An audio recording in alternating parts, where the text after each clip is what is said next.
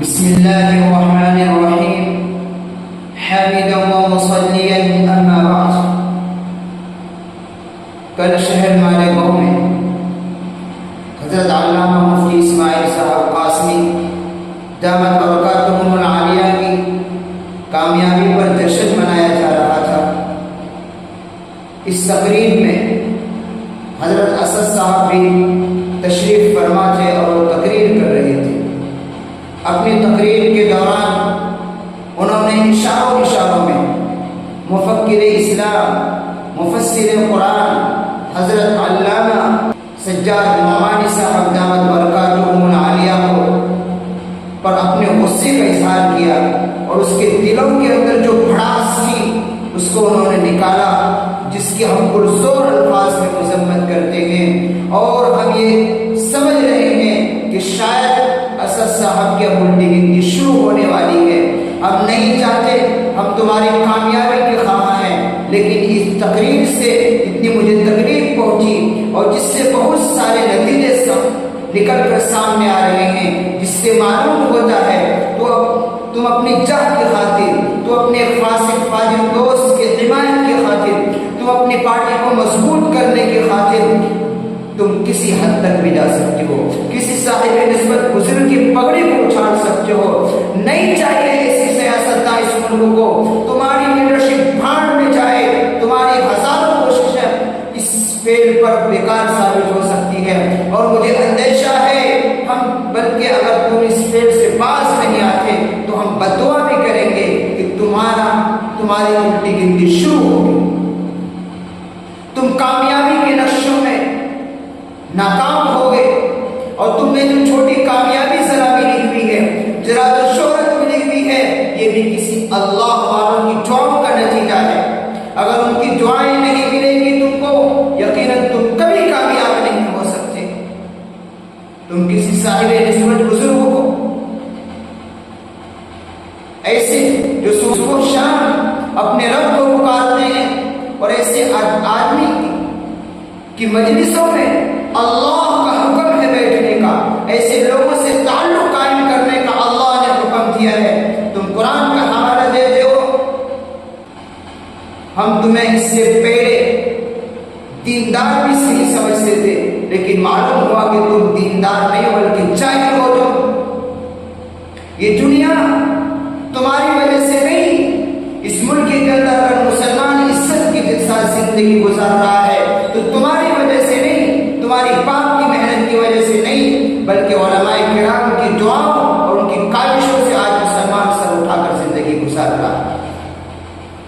جہاں تک سجاد نعمانی صاحب دامت برکاتہم العالیہ کی پریس کانفرنس کی بات ہے، انہوں نے کوئی فتویٰ نہیں دیا، بلکہ ان کا اجتہادی ایک کام تھا اور 100% حضرت نے صحیح کیا.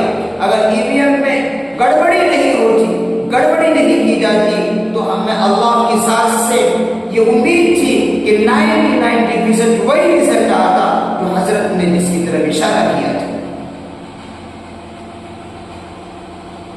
تم ساری بی جے پی کی کامیابیوں کو بھنڈا حضرت پر پھوڑ رہے ہو. شرم آنی چاہیے آپ کو. آپ ایک پارٹی کے لیڈر ہی نہیں بلکہ اس کے باڑیوں میں زیبا نہیں دیتا. ہم اس بات کو برداشت نہیں کر سکتے وہ جیسا کمزور و گنہگار انسان. اور حضرت کو گالیاں دینے والوں کو بھی کہتا ہوں، اللہ سے ڈرو. اگر صرف آنکھ نکل گئی، تمہاری ناکامی یقینی ہے. اور تمہارے اسد صاحب کی بھی اگر انہوں نے توبہ نہیں کیا تو مجھے یہ اندیشہ ہے اگر ان کی دلوں کے اندر علماء کی بدگمانی اگر دلوں کے اندر بھری ہوئی ہے، ان سے بچے ہیں تو مرنے سے پہلے ایمان سلب ہو جائے. علماء اس زمین کی زینت ہے اور اس دنیا کا نظام علماء حقانی اور ان اللہ والوں کی دعاؤں سے، ان کی برکتوں سے چل رہا ہے. تمہاری وجہ سے نہیں. پھاڑ میں جائے تمہاری ہمت اور جرأت. بہت کچھ کہہ سکتا ہوں، اتنا ہی کافی ہونا چاہیے. ہم نہیں چاہتے کہ تم کسی محاذ پر ذلیل ہو، لیکن اگر اپنی مفاد کی خاطر، اپنی پارٹی کی مفاد کی خاطر ہمارے علماء کرام کی پگڑیوں کو اچھالو گے، اس کو ہرگز برداشت نہیں کیا جائے گا۔ اور میں اپنے دوستوں سے گزارش کرتا ہوں، یہ ویڈیو اگر آپ تک پہنچے تو آپ اس کو آگے شیئر کریں، اسد صاحب تک پہنچائیں۔ یہ نہ سمجھے کہ صرف کوئی سیاست کرنا جانتے ہیں، ہم تم کو سیاست میں ابھی پکے نہیں سمجھتے، تم کو نہیں آتی ابھی سیاست کرنے، تم کو ابھی خود ابھی بہت کچھ سیکھنا ہے، کرو سیاست۔ لیکن اس ملک کے اندر ایسے لیڈر نہیں چاہیے جو علماء کی حمایت کے بغیر اپنے بلبوتے پر کامیاب ہونا چاہتا ہے۔ ہمیں نہیں چاہیے ایسے لیڈرشپ، ہمیں نہیں چاہیے ایسے پارلیمنٹ ممبر، ہمیں نہیں چاہیے ایسے اسمبلی کا ممبر۔ اگر علماء کی حمایت سے، علماء کی چائس سے آگے بڑھو گے تو حمایت ہوگی۔ صبح شام اپنے رب کو پکارنے والے، رات کی تنہائیوں میں اٹھ کر اللہ کے سامنے رونے والے، ایسے آدمی پر تشریح کر کے اپنی آخرت برباد مت کرو۔ انہی چند باتوں پر اپنی بات ختم کرتا ہوں۔